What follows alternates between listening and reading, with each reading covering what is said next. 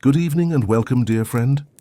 Tonight we invite you to step into a world of grand estates, impossibly large staircases, and fortunes so vast you may forget how many rooms you actually own. Before we begin, do take a moment to like this video, subscribe to the channel, and leave a comment below. Think of it as leaving a calling card, only far more convenient than hiring a footman. Now, make yourself comfortable. Perhaps a blanket, a warm drink, and the faint sound of a fire crackling nearby. Imagine yourself in the height of Victorian splendor, where wealth buys you every convenience, every curiosity, and yet somehow never quite enough time to do everything. You own tonight. We explore the peculiar pleasures, absurd etiquette, and quiet triumphs of being a millionaire in Victorian times, a life as grand, amusing, and gently ridiculous as the era itself. Imagine, if you will, the gentle crackle of a fireplace somewhere in the respectable depths of your very own drawing room. There's the faint scent of beeswax polish and triumph in the air, and the sound of fine china being set just so on a side table by someone paid handsomely, never to make eye contact with you. The room glows amber, the flames dancing lazily as if they too have inherited money and see no particular need to hurry. You are reclined in a rather overstuffed armchair, wearing something tailored and wildly impractical for sitting. Your slippers were imported from somewhere vaguely colonial, and you, my fortunate friend, have made it. You are, by every available metric, a millionaire. No one is entirely sure how you achieved this. Some whisper it was railways, others mutter sugar or shipping, or some briskly profitable enterprise involving opium and polite denial. But truth be told, you probably just had the good sense to be born correctly. The precise method doesn't matter. What matters is that you've arrived at that most enviable of social conditions, possessing far more money than purpose, and just enough taste to hire people who can fake the rest. You take a long breath, content in the knowledge that every object in this room, every rug, every chair, even the decanter of brandy pretending not to judge you, exists solely to reinforce one magnificent truth. You are wealthier than most small European nations. The velvet drapes are heavy enough to stop a minor invasion. The portrait above the mantel, painted at obscene expense, depicts you looking off into a heroic middle distance, as though gazing fondly at your own future tax exemptions. The air is thick with luxury and the faint anxiety that comes from having nothing left to strive for. There was a time, long ago, when you dreamt of success, when wealth shimmered in your imagination like a distant golden horizon. Now success is the carpet under your feet, so plush that you occasionally lose smaller pieces of cutlery in it. It feels satisfying, deeply, indulgently satisfying, and perhaps, if you listen closely, just a touch absurd. You glance toward the window, where early morning light filters through a lace curtain that cost roughly what a farmer might earn in a decade. Outside, the gardens glisten with dew, each blade of grass standing at attention for inspection. Somewhere a gardener is on his hands and knees, trimming a hedge into a shape that looks pleasingly expensive. You don't know his name, but you like to imagine he speaks highly of you.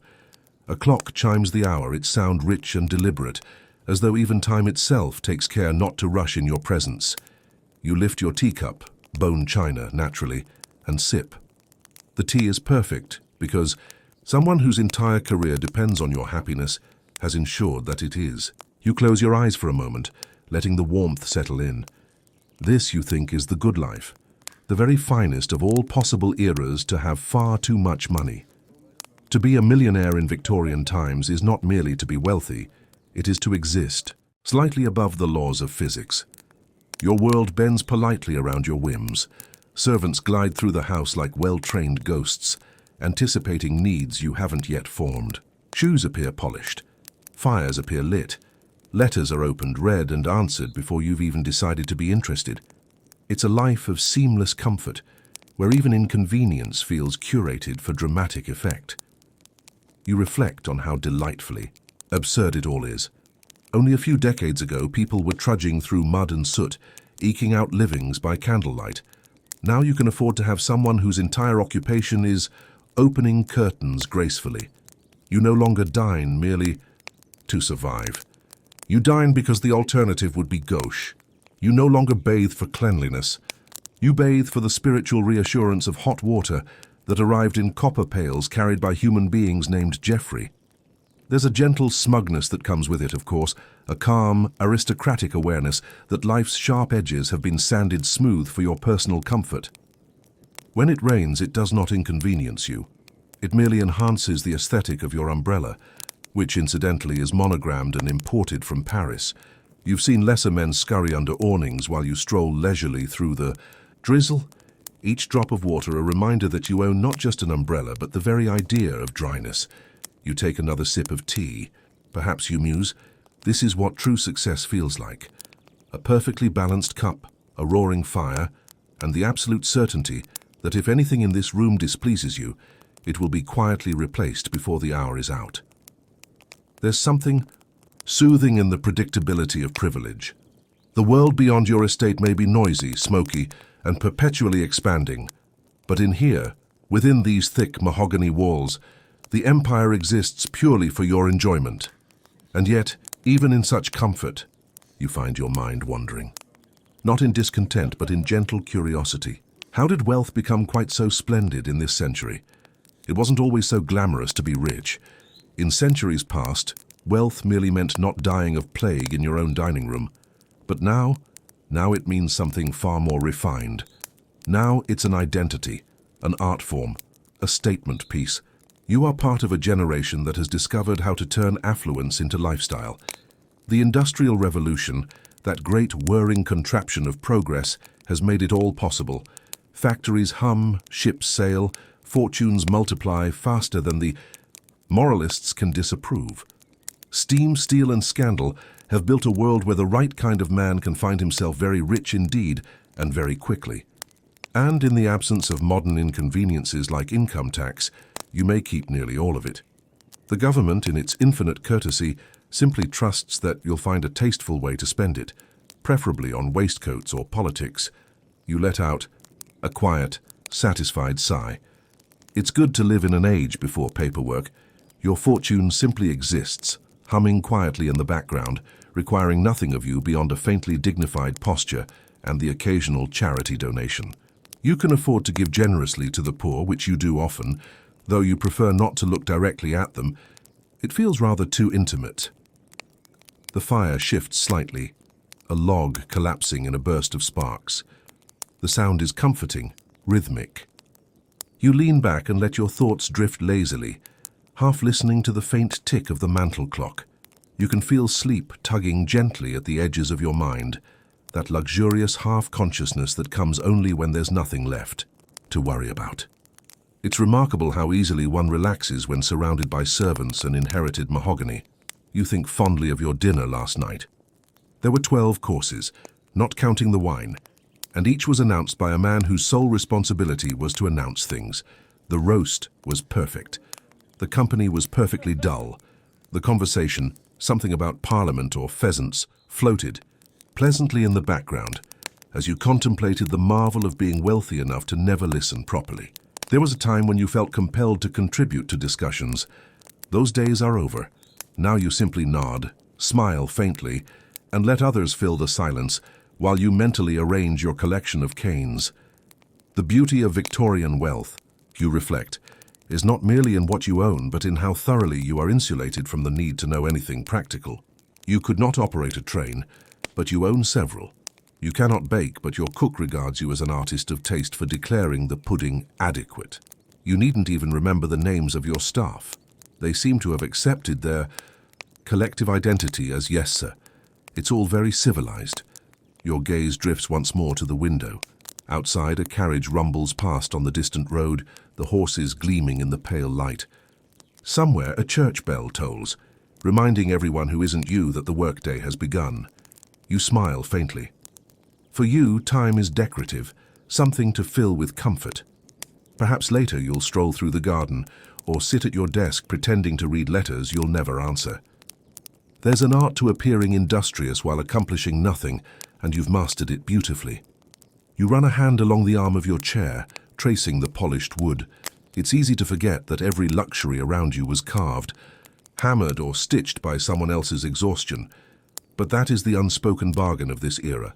They work, you prosper, and everyone agrees it's terribly noble of you to exist.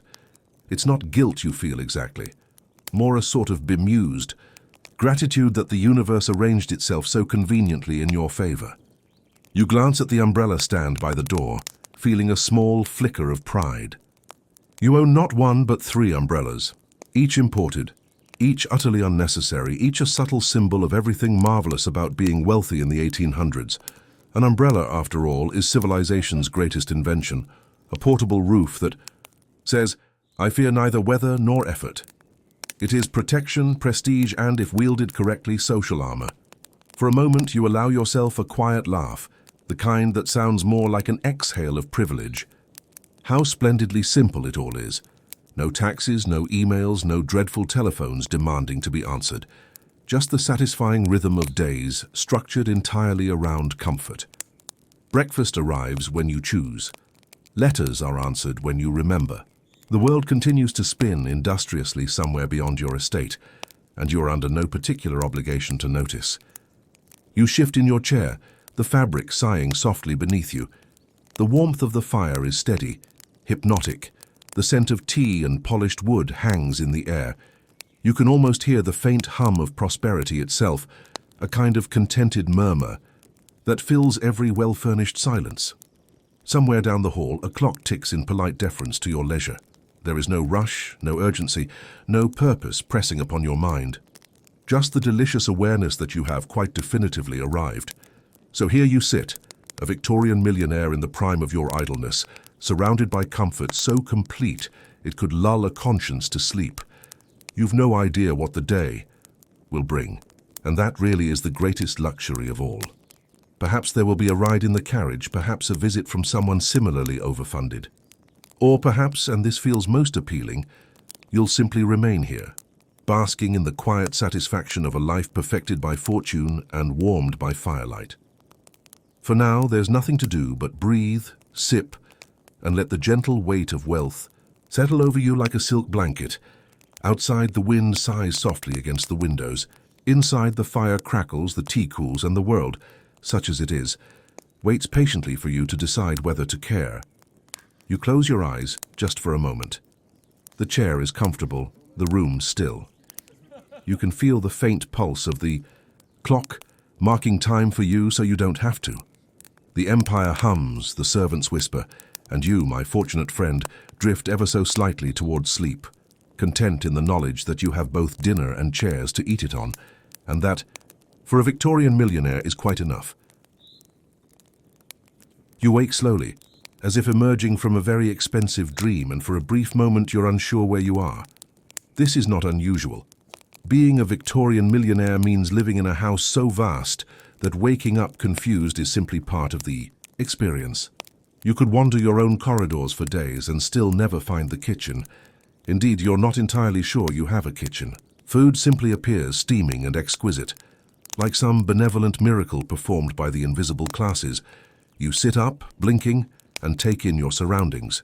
Your bedroom, one of several, though you can't remember how many, stretches out in all directions like a polite wilderness. The walls are papered in some kind of elaborate floral pattern that almost certainly cost a fortune, though its true function appears to be reminding you of your own poor eyesight. Heavy curtains drape the windows, embroidered thickly enough to qualify as insulation, and somewhere beyond them, the pale morning light presses against the glass, trying desperately to get in. The fire in the hearth has been coaxed back to life. By unseen hands, it's crackling the soft heartbeat of domestic order. On a silver tray nearby, tea waits, alongside a selection of toast arranged so neatly that you suspect a measuring tape was involved. Everything about this scene speaks of quiet, practiced wealth, the sort of comfort that only happens when other people are perpetually cold and awake before you. You rise reluctantly and shuffle toward the dressing room, a chamber larger than most cottages and containing enough wardrobes to clothe an entire small theatre troupe. Every surface gleams. Every garment has been pressed, folded, and aligned with the precision of a military operation. Your valet, who has appeared without a sound, as they all do, regards you with that unique expression shared by long-serving staff. 1 part deference, 2 parts disappointed parent. "Good morning, sir," he says in a tone that suggests it is not, but might yet improve if you do nothing to interfere. He proceeds to dress you, an activity that feels more ceremonial than functional. Starched shirt, waistcoat, layers of wool and silk that render bending impossible, but lend the satisfying illusion of importance. You are buttoned, brushed, and polished until you resemble an exceptionally prosperous statue. When he is done, he steps back and nods faintly, as though approving a landscape painting that could perhaps use more sky. You thank him in the casual way of a man who has never poured his own tea and make your way into the hallway. The house stretches endlessly ahead of you, corridors lined with portraits of solemn ancestors who appear faintly disappointed to see you wandering about unsupervised. The floorboards creak in that comforting aristocratic way that reminds you of history, heritage, and the occasional plumbing issue. The ceiling arches high above, vaulted, unnecessary, magnificent. You could probably host a minor opera in here without rearranging much furniture. You begin your morning stroll, a tradition you've invented largely to remind yourself where things are. After 20 paces, you're lost. This too is part of the charm. A house of true wealth is not meant to be convenient. It's meant to express a sort of spatial confidence, the architectural equivalent of saying, if you need a map, you don't belong here. There are staircases that lead to other staircases, hallways that loop mysteriously back on themselves, and doors that open onto rooms no one remembers building. You once discovered a small music room entirely by accident, complete with a piano and a faint smell of someone else's practice. As you descend one of the grand staircases, possibly the east, though it might also be the south, you're greeted by the comforting hum of servants doing whatever it is they do. There's a rhythm to it all, a choreography of quiet efficiency. Somewhere nearby, a maid dusts a banister that was already immaculate. A footman glides past carrying a silver tray with a single folded napkin on it. Destination unclear, but apparently urgent. You step aside murmuring a polite good morning, though the footman's eyes remain fixed straight ahead, as if politeness might shatter the delicate social barrier that keeps the universe in order. You're used to this. In fact, you rather enjoy it. There's something deeply soothing about being surrounded by people whose entire existence is dedicated to ensuring you never experience inconvenience or conversation. You arrive in the main hall, an architectural masterpiece that seems designed solely to impress guests and confuse servants. Sunlight spills through stained glass, painting the marble floor in shades of blue and gold. A chandelier the size of a carriage hangs above, glittering faintly in the morning light. You can never look at it for long without wondering how many. Maids risk their lives to clean it. From here you can see the drawing room, where last night's fire has been rekindled, the faint smell of smoke blending with the floral perfume of fresh-cut arrangements. The chairs, upholstered in alarming shades of crimson and gold, stand in silent readiness, angled just so as if awaiting a conversation about empire and moral improvement. The entire room radiates comfort, and yet somehow menace. That's the beauty of Victorian decor. No matter how cozy the intention, everything ends up looking like it might disapprove of you. You linger by the fireplace, admiring the craftsmanship of the mantel. Above it hangs yet another portrait, this one of an ancestor who looks perpetually unimpressed. A man with a jawline that could command ships and an expression that suggests you're spending too much on lampshades. You nod respectfully to him, as you do each morning, and move on. The house continues outward in every direction, a maze of parlors, libraries, sitting rooms, and something called the morning room, which, as far as you can tell, exists solely to justify the term afternoon room. You pass by doors you've never opened, each promising some fresh mystery. A linen cupboard, perhaps, or a small family of lost servants surviving on jam tarts and misplaced silverware. Eventually, you find yourself at the back of the house, looking out onto the grounds. The estate. Acres upon acres of manicured perfection, bordered by trees that have never known the touch of a commoner's axe. The lawns are so precisely trimmed that you could use them to align telescopes. A gardener is out there now, stooped over, trimming what must surely be the same hedge he was trimming yesterday, and quite possibly every day since the invention of the hedge itself. He does it with the air of a man at peace with eternity. You admire him briefly, feeling the pleasant glow of ownership that comes from watching someone else perform labor in the distance. There's something hypnotic about it. The rhythmic snip of shears, the faint rustle of leaves. You imagine he finds it spiritually fulfilling, though it's difficult to be sure from this far away. Behind you, the butler appears, as butlers do, without sound or origin. His timing is always supernatural. "Good morning, sir," he says, his tone perfectly even, a symphony of respect and implied criticism. "Will you be taking tea in the drawing room or the west parlor?" You pause, considering the options.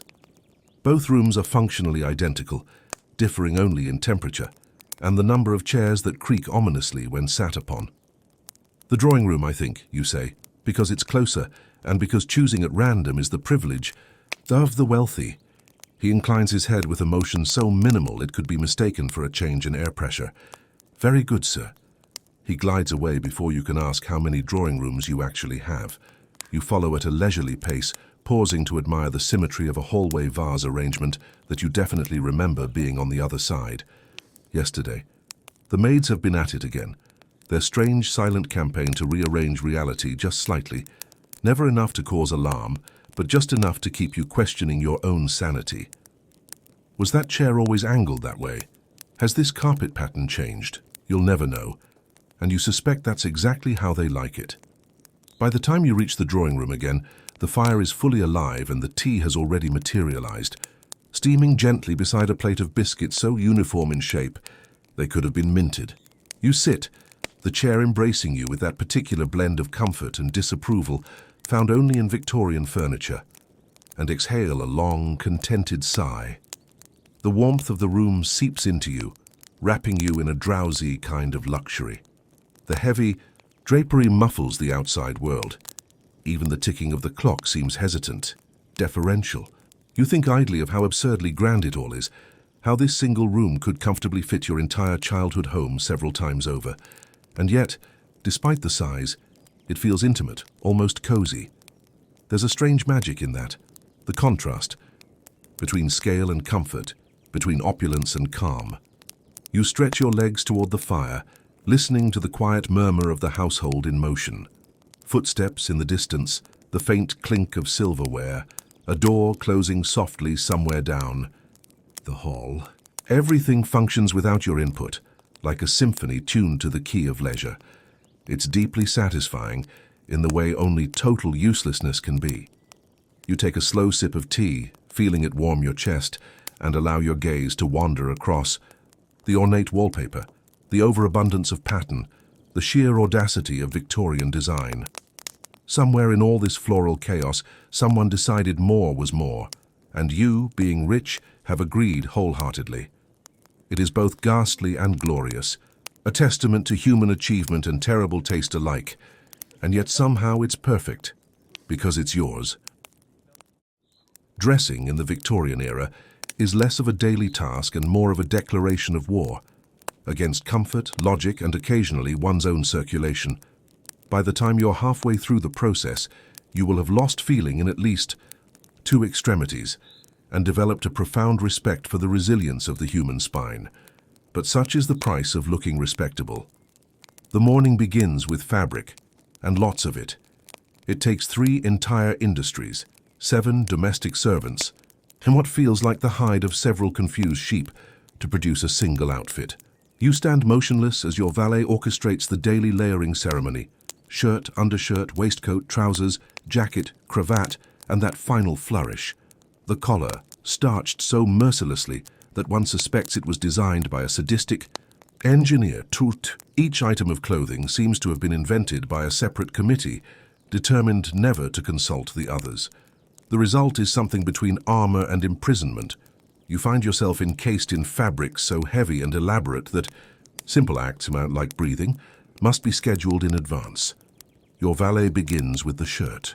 White, of course, though you privately suspect it will remain that way for perhaps 4 minutes. It's made of a fine cotton that rustles faintly as it moves, like whispered disapproval.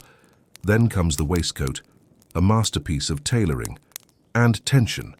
The buttons, gleaming mother of pearl, are precisely positioned to draw attention to your prosperity and away from your internal organs. which are now being gently but firmly relocated. Next, the cravat. There are countless ways to tie one, and all of them seem specifically designed to remind you that you're not as dexterous as your valet. He knots it expertly, forming a sculptural masterpiece at your throat, a monument to both fashion and respiratory restriction. You could hang portraits of your ancestors from it and it would not move. Then comes the collar. The collar. This particular triumph of human suffering is starched so stiffly that it could, in a pinch, be used to fend off a light cavalry charge. You can feel it biting faintly into the underside of your jaw, a constant reminder that posture is a moral issue. You tilt your head experimentally and hear the faint creak of linen fibers protesting their existence. And yet, when you catch sight of yourself in the mirror, it all looks magnificent, imposing, respectable, utterly unbearable. You think of the women in the household and their own daily battles with fashion. The corsets, the petticoats, the endless parade of ribbons, lace and silk. You've seen one of your sisters laced into her corset before, a process so elaborate it could easily double as a naval exercise. The maid pulls the strings with the focus of a ship's captain adjusting rigging in a gale. The result is impressive, if alarming, an hourglass figure so precise you could use it to measure the tides. And yet, she smiles serenely through it all, as if slowly collapsing ribs are simply part of the charm of being alive. That, you realize, is the secret of Victorian fashion. Not comfort, not practicality, but endurance. Clothing is a test of moral character. Anyone can be rich. True refinement means suffering for it gracefully. Your valet steps back to inspect you, brushing an invisible speck from your sleeve. "Very good, sir," he murmurs with the solemnity of a priest concluding a benediction. You nod, though you can barely turn your head enough to acknowledge him. From somewhere deeper in the house, you hear the rustle of skirts, the clinking of jewelry, and the distant sound of a maid muttering about petticoat layers. The entire household is dressing, a daily symphony of buttons, laces, hooks, and pins. No one has yet invented the concept of casual. The very word would cause fainting in polite society. Even the gardeners wear waistcoats, and you suspect some of them have never actually taken theirs off. The mirror stares back at you, and you can't help but marvel at your reflection. Every detail screams respectability. The pocket watch glints at your waist. Gold, of course, because silver suggests moderation, and moderation is for those who cannot afford excess. The chain gleams in the morning light, elegantly unnecessary. You recall that every respectable gentleman's watch must, naturally, have a smaller pocket for the watch itself, a sartorial nesting doll of wealth and pointlessness. You adjust it slightly because appearance, after all, is everything. A man's success is not measured in virtue or wisdom, but in how convincingly he can pretend to be both while wearing 17 pounds of wool. You leave the dressing room, moving carefully, aware that any sudden motion might split a seam or unbalance the delicate architecture of your outfit. Each step is a negotiation between elegance and mobility.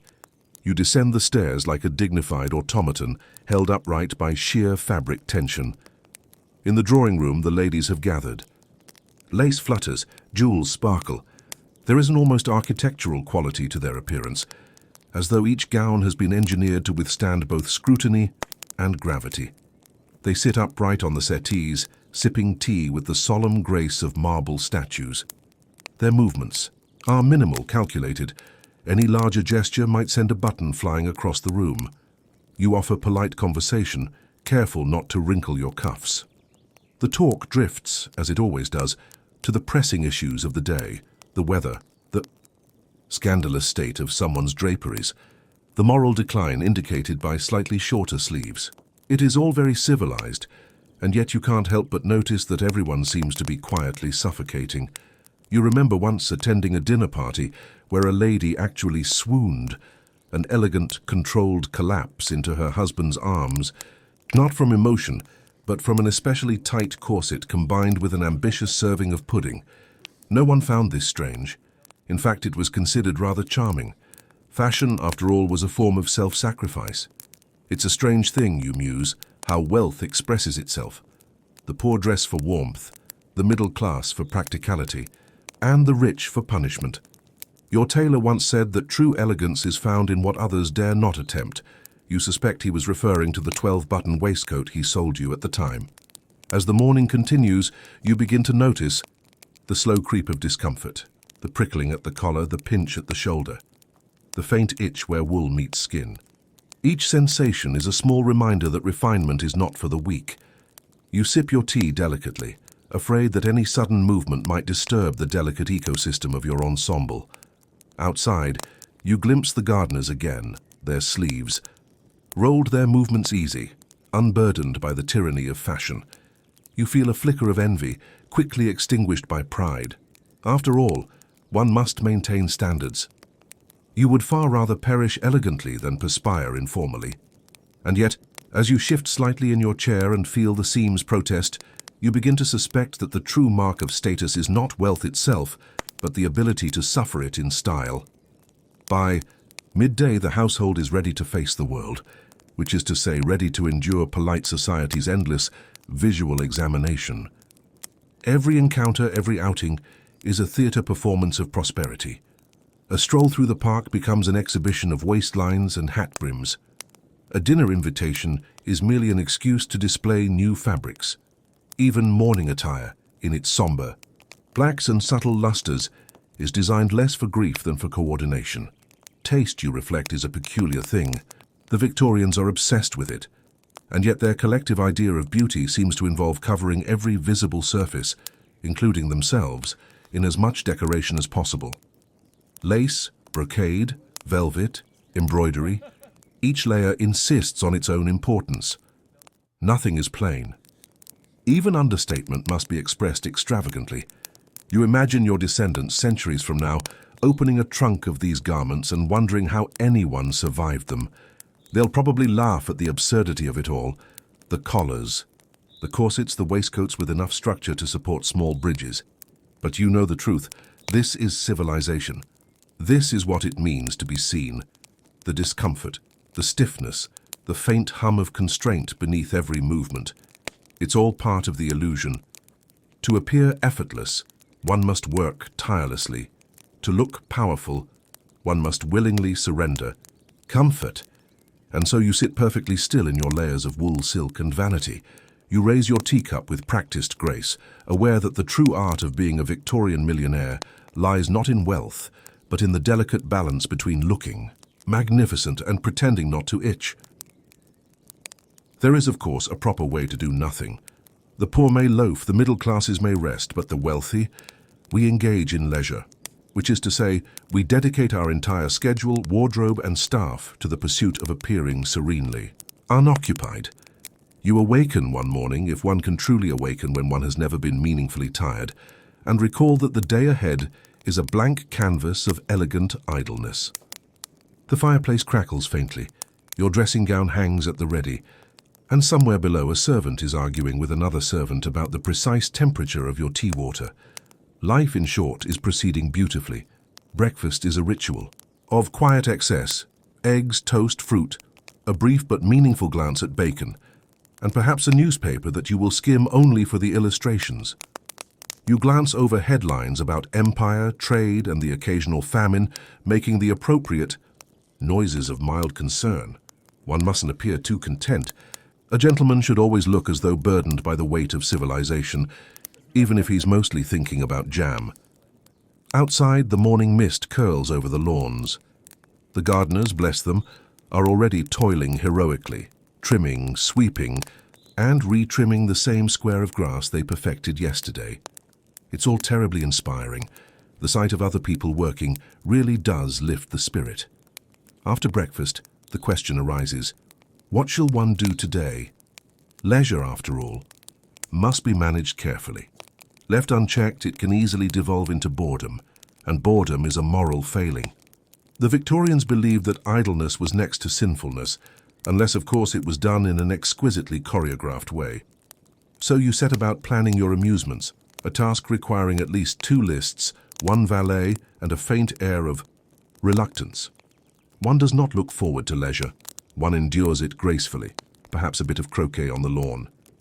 It's the perfect game, gentle, civilized, and capable of inflicting deep psychological trauma when played competitively. There's something profoundly satisfying about tapping a small wooden ball across a flawless lawn, knowing that someone has spent 6 hours earlier that morning raking it smooth for precisely this purpose. You gather with a few guests, each dressed in their summer finery. Ladies with lace parasols, men with expressions of mild superiority. The rules of croquet are deceptively simple, which makes them all the more fun to misinterpret. Within 10 minutes, polite smiles have hardened into grim determination, and someone has begun to question the integrity of the mallets. You, of course, play honorably, or at least convincingly so. Winning is never the goal. Appearing unbothered, while doing it flawlessly, is. When the match concludes with no clear victor and several clear grudges, everyone agrees it was delightful. This too is part of the dance, pretending that leisure is effortless when in truth it's emotionally exhausting. Afterwards, you retire to the veranda for tea, the most sacred of all Victorian rituals. Tea is not merely a beverage, it's a social performance.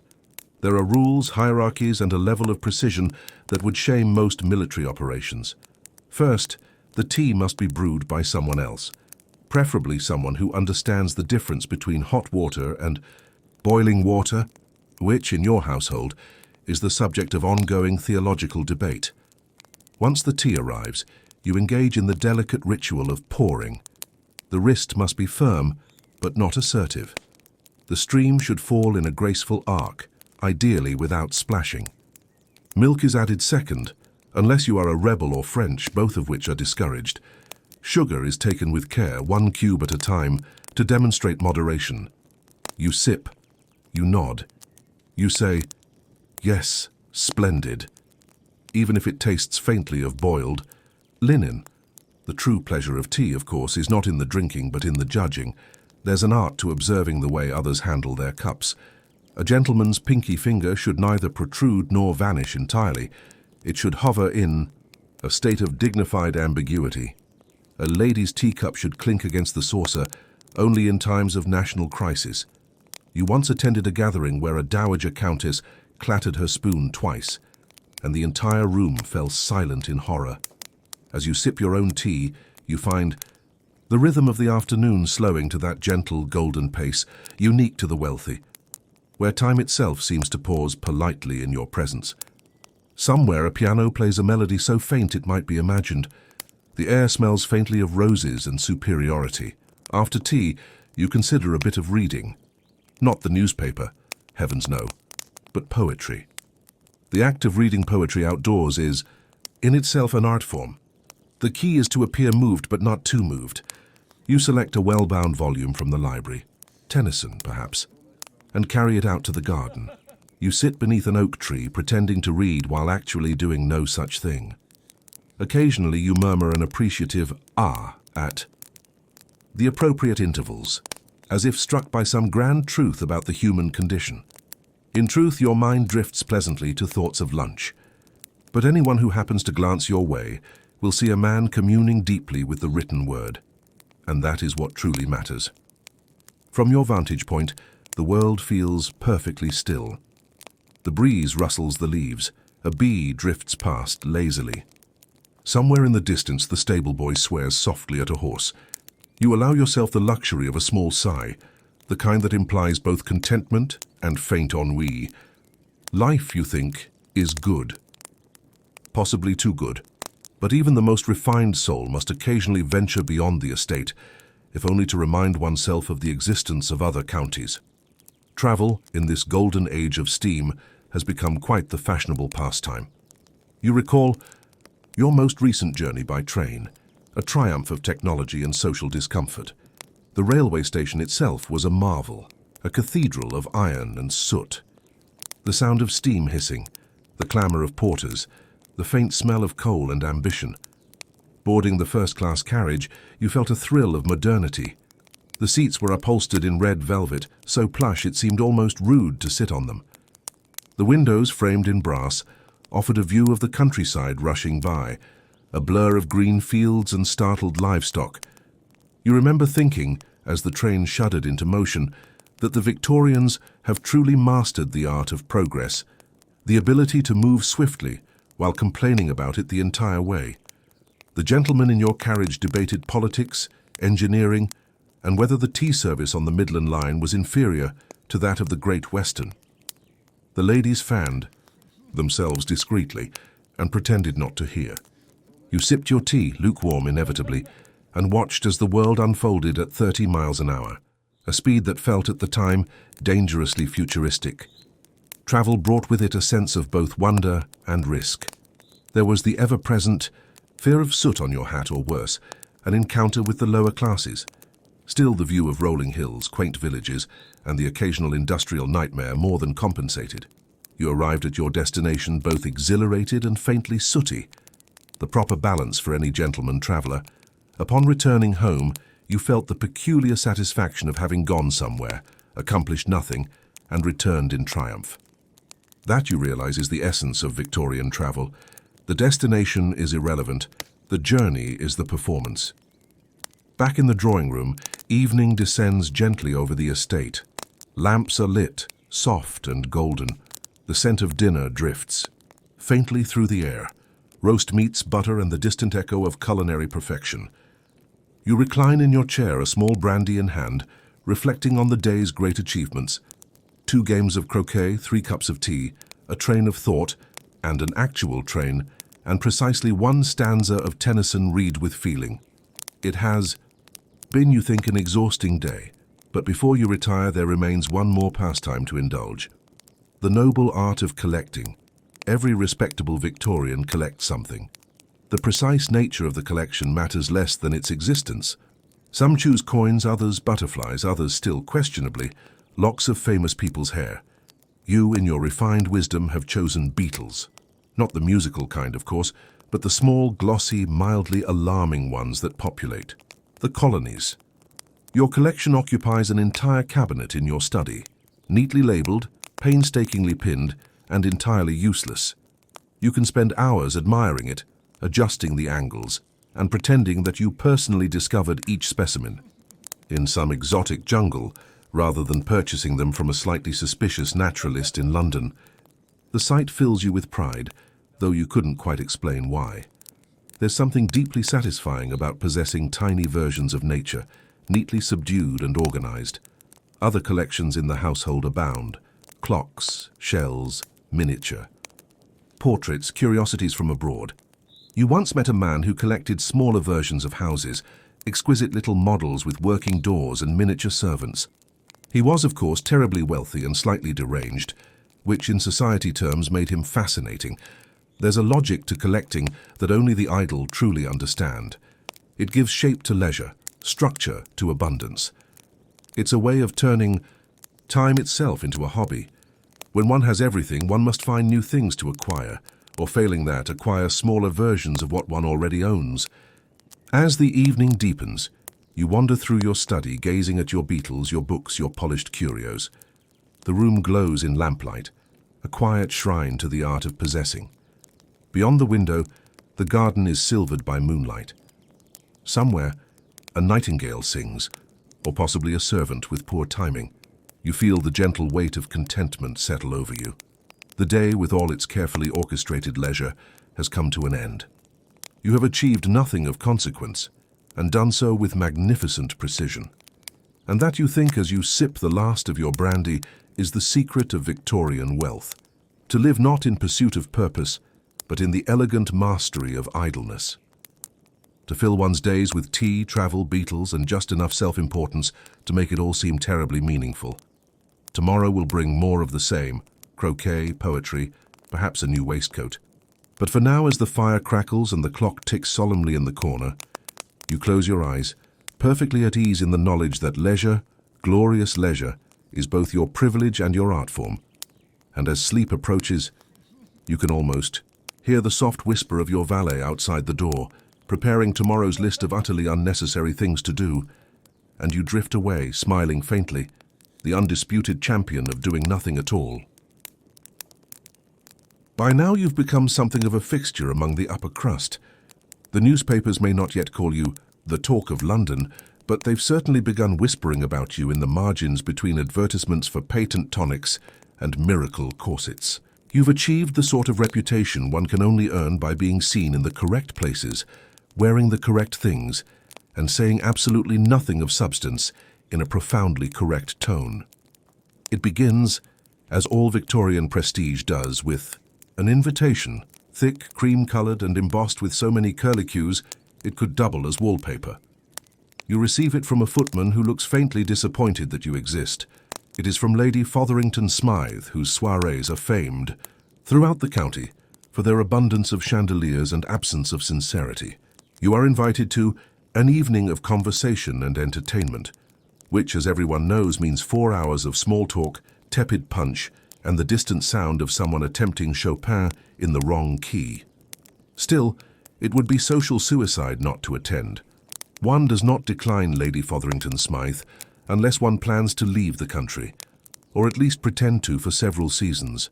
Preparation for such an evening is naturally a production worthy of the theatre. One cannot simply arrive. One must emerge. Your valet lays out your evening attire. A black tailcoat pressed to mathematical precision, trousers sharp enough to slice through idle gossip, and a white shirt so starched it might just stand upright on its own. Your cravat, an invention of the devil himself, is wound around your neck until you resemble a very dignified loaf of bread. For the ladies of the household, the process is even more intricate. The air hums with the sound of silk rustling and hairpins snapping under duress. Corsets are laced, unlaced, and relaced until breathing becomes more of a rumor than a function. The final effect, however, is stunning. Like a peacock and a porcelain doll had a mutual understanding regarding dominance in polite society. Once the carriage is ready, you step out into the night. The lamps along the avenue burn like amber. Jewels and the rhythmic clatter of hooves on cobblestones feels positively operatic. Inside the carriage, the air smells faintly of polish and privilege. You rehearse your expressions, mild amusement, gracious indifference, and that ever-useful look of profound interest you'll employ when someone starts explaining their family's heraldry for the 9th time. The mansion looms ahead, glowing with the energy of 1,000 candles and at least as many egos. You are ushered in by a butler who appears to have been carved from mahogany and trained to judge silently. The entry hall is a cathedral of excess, columns, gilded mirrors, and a staircase that seems to ascend directly into moral superiority. A string quartet plays something faintly tragic, and you catch the distinct scent of perfume, politics, and someone's desperate attempt at relevance. Lady Fotherington Smythe greets you with the warmth of a cat assessing whether you're worth the trouble of acknowledging. "Ah," she says, elongating the vowel as if it were a judgment, "you've come. How marvelous." Her smile contains precisely the right number of teeth, no more, no less. You are promptly introduced to a variety of people whose names you'll forget within moments, but whose titles you must never ever confuse. The Earl of Pembury is not to be mistaken for the Duke of Pemberley, though both are tall, ruddy, and convinced of their own indispensability. Conversations hover delicately on acceptable topics: weather, travel, minor illnesses, and the scandal of someone having worn the same gown twice. Etiquette in such settings is a blood sport conducted with fans and teacups. You must never address the Earl's second cousin's dog without written permission, and you certainly mustn't discuss anything so vulgar as money, though everyone is silently calculating everyone else's supply of it. When greeting someone of equal rank, a slight bow of the head will do. When greeting someone of higher rank, bow lower but not so low that you seem French about it. The evening progresses as all great social performances do, under the steady weight of self-consciousness. There is music, of course. A soprano with lungs of iron performs an aria that causes several gentlemen to experience religious doubt. There is dancing too, though to call it such is generous. The waltz, scandalous when first introduced, is now a compulsory display of elegance and core strength. You glide across the floor counting under your breath, praying not to crush anyone's toes or social aspirations. At supper, conversation becomes a delicate balancing act. You must sound intelligent without appearing clever, interested without enthusiasm, and sympathetic without ever committing to a position. The safest remarks are observations about pheasant, weather, or the general decline of standards among the middle class. A lady beside you mentions she's recently taken an interest in spiritualism. You nod gravely, as if you too have had tea with the deceased. Another gentleman claims to have invented a method for predicting the future using phrenology. You make a note never to be left alone with him. After supper, the party disperses into conversational clusters like gas in a confined space. You find yourself drawn into a circle discussing the latest scandal, a baronet's daughter caught reading Darwin. The collective outrage is delicious. Moral panic always makes the hors d'oeuvres taste better. One gentleman insists that, too, much education ruins a woman's complexion, which seems as good a reason as any to change the subject to tea cakes. Courtship rituals, of course, are the true theatre of the evening. Every glance is a coded message, every fan a semaphore of suppressed emotion. A lady drops her handkerchief, and a young man retrieves it with the solemnity of a knight recovering a relic. The two exchange precisely 7 words before her chaperone swoops in like a trained hawk. Romance in the Victorian sense is less about passion and more about endurance. Compliments, too, are an art form. You look well, for instance, could mean anything from you look splendid to you've survived. More daring is the phrase, that shade becomes you, which implies either admiration or concern, depending on the angle of one's eyebrows. The very bold might say, I quite envy your taste, which in proper translation means, I wish I could afford to copy it. Of course, all this civility conceals a vast undercurrent of gossip, London's true economy. Every whisper is a currency, every rumour an investment. A single misplaced glance can be worth a week's speculation in drawing rooms across the city. By morning, someone will have decided you're secretly engaged, financially ruined, or possibly both. Even the act of leaving is fraught with etiquette. One must not depart too early, lest it seem rude, nor too late, lest it seem desperate. When the final carriage is called, you take your leave with an artfully weary smile and a murmured, a delightful evening, which everyone understands to mean, I survived and I'm proud of it. Back home, your servants, those tireless background characters in your grand performance, help you out of your evening armor. Your valet removes your coat with silent efficiency, your housemaid extinguishes the lamps, and you are left in the flickering glow of the dying fire. You collapse into a chair, feeling as though you've just completed a marathon composed entirely of polite nodding, and yet despite the absurdity, you find it all strangely comforting. There's a rhythm to this endless dance of civility and scandal, a kind of social clockwork ticking beneath the surface. Everyone knows their role, even if they occasionally trip over it. Tomorrow, of course, there will be another invitation. Another evening of lace and laughter, of gossip disguised as conversation, and compliments sharpened to a fine edge. You'll attend, because that's what one does. Because in Victorian society, reputation isn't just a shield. It's the entire suit of armour. And as you finally retire to your chamber, untying the last stubborn knot of your cravat, you can't help but smile. Being a millionaire in Victorian times means never truly resting, unless, of course, you count the exquisite exhaustion of surviving another night among your peers. You drift to sleep to the soft crackle of the hearth, faint strains of distant music echoing in your head, and the comforting knowledge that tomorrow someone somewhere will be whispering your name over tea. It begins, as all great leaps of progress do, with something hissing ominously in the walls.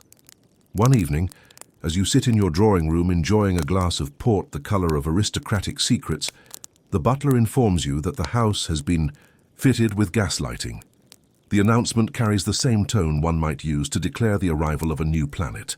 You glance up at the newly installed brass fixtures, strange bulbous contraptions that resemble decorative trumpets, and try not to look afraid. He turns a small key. There's a faint whoosh, a smell of something faintly alchemical, and suddenly, your room is illuminated by a steady golden glow that doesn't flicker, smoke, or require you to yell at a footman with a taper. It's magnificent. It's also deeply unsettling. You can't quite decide if you've witnessed progress or witchcraft. Everyone in polite society is talking about it. Half of London now claims to be modern, which in practice means they've invited a man with soot on his face to install tubes that occasionally explode. Dinner guests wax lyrical about how clean the new light is, how it makes their silver sparkle and their complexions ghastly. Some swear it's healthier than candle smoke, others insist it saps the very soul. You nod sagely at both camps, privately, certain that your house is now one misaligned valve away from spontaneous combustion. Still, there's no denying the convenience. You can now read long into the night without straining your eyes or burning half a forest's worth of tallow. Of course, the books you read are mostly treatises on how this newfangled illumination will surely doom civilization, but that's part of the charm. A few months later, your neighbors take the next great leap, indoor plumbing. You scoff at first, of course. Why would anyone invite water into their home? Pipes burst, drains gurgle, and one never knows what might crawl out. Yet curiosity gnaws at you. You pay a visit to Sir Ambrose Weatherby, a fellow millionaire and self-proclaimed enthusiast of modern luxuries. He gives you a tour of his bathroom, a word still so new it feels faintly indecent. The room gleams with porcelain and polished brass. He gestures proudly to a contraption that fills itself with hot water. You stare at it as though it might leap up and demand a duel. You mean, you ask, voice barely above a whisper, you do not require the servants to carry in buckets? Not at all, he replies, eyes shining with the zeal of a man certain he's ahead of his time. One simply turns the tap. You approach with the reverence of an explorer discovering fire. You turn the handle. The water flows, hot, abundant, and miraculously obedient. You half expect the Pope to burst in and declare it heresy. On this house. Carriage ride home, you wrestle with conflicting emotions. On one hand, it's miraculous, on the other, it feels unnatural. Surely luxury must inconvenience someone, or how would you know it's luxury? Nevertheless, you have a bath installed. The following week. For 3 days, you stand outside your own bathroom door, listening for signs of demonic activity. Only when you are certain it isn't plotting your demise do you finally step in. The experience is transformative, endless warmth, no servants sighing audibly in the background, and a sense that the world has irrevocably changed. Then comes the great marvel, electricity. The newspapers declare it the dawn of a new age. The scientists call it the harnessing of lightning. The servants call it a bad idea. And when you first see it, an electric lamp glowing with unnatural whiteness, you can't help but agree with all three opinions at once. You attend a demonstration at the Royal Institution, where a man in spectacles invites the audience to behold the wonders of science. He produces a wire, a battery, and something that looks suspiciously like an accident waiting to happen. When the current runs through, a light flickers to life, steady, bright, and entirely untrustworthy. The crowd gasps. Someone applauds. An elderly lady faints. You, ever the skeptic, mutter that it seems a very long way to go just to read one's newspaper at night, but secretly you're thrilled. There's a tingling sense that the future has arrived, though it does make an odd humming noise. Soon every wealthy household is desperate to outdo the next in electrified splendor. A few pioneers install electric bells to summon their servants, though the results are mixed. One acquaintance reports that every time his wife presses the button for tea, the piano in the next room begins playing on its own. Another claims the dining room chandelier now glows faintly whenever it rains.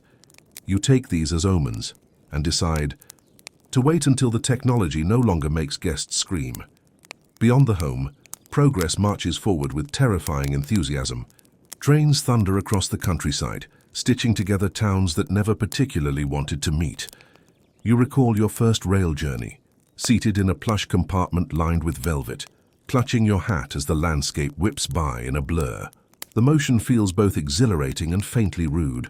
One shouldn't travel faster than a horse unless absolutely necessary. The other passengers maintain a stoic silence, pretending not to notice how alarmingly the carriage vibrates. The conductor moves through, tipping his cap as though you're not hurtling through space in a metal box powered by burning rocks. Outside, the smoke trails behind like a declaration of human audacity, or perhaps a warning to the gods. You begin to appreciate the paradox of Victorian progress. Everything feels both impossibly modern and vaguely haunted. Then there's the telegram, a marvel that collapses distance into inconvenience. You can now receive news from Edinburgh in mere minutes. which would be delightful if it weren't always bad news. Business partners send urgent demands. Relatives forward unsolicited opinions. A man once sent you a telegram reading simply, "Stop." You're still not sure if it was a command or a review. Photography, too, becomes the rage. The ability to trap a person's likeness on paper feels dangerously close to sorcery. You sit for a portrait once, attempting your most dignified expression. The result looks as though you've just remembered an unpaid debt. Still, everyone insists it's an uncanny resemblance. The social implications are immense. No longer must. One, sit for hours while a painter speculates about your jawline. Now one must sit for only 30 minutes while a man in a black hood yells about exposure times. Children are forced into their best outfits and told to remain absolutely motionless, producing portraits that suggest the entire generation is mildly traumatized. And yet there's beauty in it all, a sense that humanity has finally learned to bottle time, light, and motion. It's progress wrapped in discomfort, served with a dash of disbelief. By the end of the century, the world hums with invention. There are rumors of telephones, automobiles, and machines that can record sound. You nod politely at these reports, certain that society has reached its limit. After all, what could possibly improve upon a well-trained butler and a bath that fills itself? As evening falls, you wander through your home marveling at the quiet glow of the gas lamps, the gentle murmur of the pipes, the steady tick of clocks that no longer need to be wound by hand. The air smells faintly of progress and polished brass. Outside, a distant train whistles, a lullaby for the industrial age. You retire to your bedchamber, which, by all accounts, is more of a geographical region than a room. The fireplace flickers, the gaslight hums, and the sheets feel crisp enough to qualify as architecture. You sink into the mattress, which could easily conceal a small orchestra beneath its layers, and stare up at the ornate canopy carved with cherubs who look faintly judgmental. Your valet extinguishes the lamps with a hiss and murmurs a polite, "Good night." In the dimness, you listen to the soft gurgle of the pipes, the distant tick of the clock, and the faint hum of the modern world outside your window. You find yourself reflecting on it all, the gas, the plumbing, the trains, the telegrams. Each new marvel has made life easier, stranger, and somehow more human. There's a quiet satisfaction in knowing you've witnessed the age of miracles and survived it without being electrocuted. As your eyes grow heavy, you imagine the future. Cities, gleaming with light, voices carried across oceans, machines that move without horses. It all sounds impossible, but then again, so did the idea of a bath that fills itself. You smile into your pillow, feeling both ancient and modern, both participant and spectator in this grand, humming century. The gaslight gutters softly, and the room slips into shadow. Progress, you decide, may be mildly terrifying, but it does make for an excellent bedtime story. And so, dear friend, we come to the quiet conclusion of our little journey through the splendors of wealth in Victorian times. You have dined, you have travelled, you have suffered through waistcoats and corsets with exemplary grace. You have seen the marvels of steam, electricity, and running water. You have survived the subtle warfare of polite society, and, most importantly, you have done it all while maintaining an air of perfect, unflappable dignity. Wealth, as we have discovered, buys many things. A house so large you could get lost in it, carriages faster than your nerves can comfortably endure, and servants to attend to every conceivable inconvenience. But it does not, alas, buy peace of mind. That, I'm pleased to inform you, is provided courtesy of your butler, your valet, and the small army of household staff who perform the miracles of daily life while you sit, unburdened, sipping port in your drawing room. Tonight, the rain taps, softly against your stained glass windows, a delicate percussion that harmonizes with the crackle of the fire. Outside, the moon drifts across the foggy London sky, casting long, polite shadows across your manicured grounds. Inside, the house sighs in contentment, as though aware that it houses someone who has, at long last, fully mastered the art of living well and doing nothing at all. You lean back in your chair, letting the warmth seep into your bones. Perhaps you will think of tomorrow, or perhaps you will not. Perhaps you will dream of fox hunts, croquet matches, and impossibly polite social gatherings. Perhaps you will dream of gas lamps glowing in distant halls, of telegrams whispering secrets from afar, or of the quiet, reassuring presence of every servant who ever took the time to fold your napkins with scientific precision. All of these things are yours in one way or another, and they will stay with you even as sleep drifts over you like a velvet curtain. The house, the lamps, the fire, and the ever-watchful staff will continue to tend to the world, allowing you the rare luxury of surrendering completely to rest. Close your eyes now, wealthy friend. Let the gentle rhythm of your own heartbeat mingle with the soft, persistent drip of rain and the distant whistle of a train that will carry someone somewhere toward adventure, while you remain splendidly exactly where you are. You are safe. You are wealthy. You are surrounded by mahogany, brass, and impeccable taste. Sleep well. The servants will stay awake on your behalf. And tomorrow, of course, there will be more tea, more leisure, more marvels, and more opportunities to marvel at the peculiar, delightful art of being fabulously, irresistibly rich. Good night.